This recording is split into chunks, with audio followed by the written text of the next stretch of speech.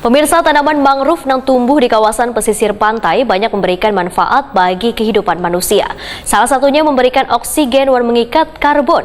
Namun wayah ini keberadaan hutan mangrove tersebut mulai terancam keberadaannya. Akibat dari kerusakan lingkungan dikarenakan adanya alih fungsi lahan. Nangkaya berganti dengan kawasan pelabuhan, aktivitas perikanan, wan perkebunan tambak, wan jua perkebunan sawit. Tanaman mangrove yang tumbuh di kawasan pesisir pantai banyak memberikan manfaat bagi kehidupan manusia, salah satunya memberikan oksigen dan mengikat karbon. Selain itu, tanaman mangrove ini menjaga pesisir pantai supaya kada abrasi. Di wilayah Kalimantan Selatan, hutan tanaman mangrove terdapat di 5 kabupaten yaitu Kabupaten Kota Baru, Tanah Bumbu, Tanah Laut, Kabupaten Banjar, dan Kabupaten Barito Kuala.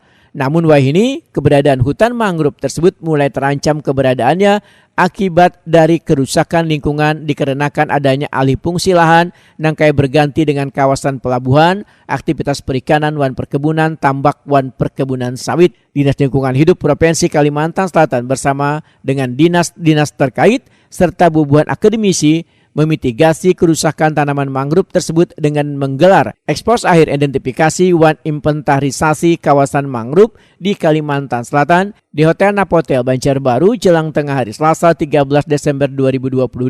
Kabid Pengendalian Pencemaran wan Kerusakan Lingkungan Hidup DLH Kalimantan Selatan Emi Aryani Waitakuni memadahkan potensi tanaman mangrove di Kalimantan Selatan sangat besar baik dari segi ekonomi maupun untuk penyerapan karbon, namun pengelolaannya yang salah sehingga diperlukan kajian. Ada upaya untuk restorasi mangrove itu gagal. Jadi ketika terjadi berbagai kegagalan ini kita harus berpikir apa yang salah di situ. Jadi bisa dibilang kita perlu identifikasi dan inventarisasi kawasan mangrove terlebih dahulu.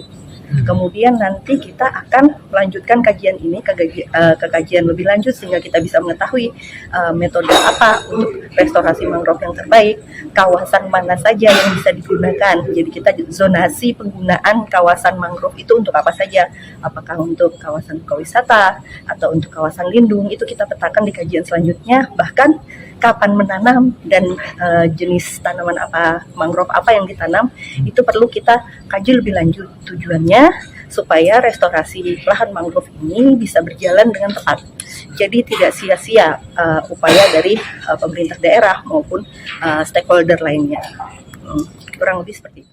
Ketua Tim Pelaksana Identifikasi wan Inventarisasi Mangrove, Baharudin menyatakan dari sekitar 77.000 lahan mangrove di Kalimantan Selatan, sebagiannya sudah mengalami kerusakan.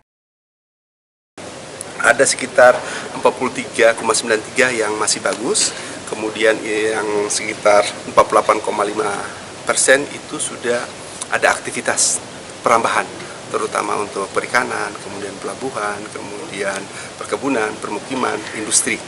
Kemudian yang betul-betul rusak berat itu sudah terkonversi hampir semua, itu ada sekitar ada 8%. Kemudian dengan melihat itu tadi, kita memiliki potensi mangrove yang cukup tinggi kalau kita melihat dari aspek ekologi, ekonomi, maupun aspek sosial budaya. Untuk dari aspek ekologi, untuk mangrove ini, hitungan-hitungan kami itu kurang lebih sekitar 7,5 triliun. Artinya nilai langsung yang kita bisa peroleh daripada manfaat mangrove tersebut. Kemudian kalau kita hitung secara karbon, saat ini kan Indonesia menuju 2030 full net sink, bagaimana mengurangi emisi karbon. Dari potensi mangrove ini kita memiliki, kalau kita hitung-hitungan duitnya itu dengan pasar bebas kurang lebih sekitar 5,9 triliun. Tanaman mangrove ini biasanya tumbuh pada tanah aluvial di daerah pantai wan sekitar muara sungai, tapi tumbuh pula pada pantai karang atau daratan terumbu karang yang berpasir tipis atau pada pantai berlumpur.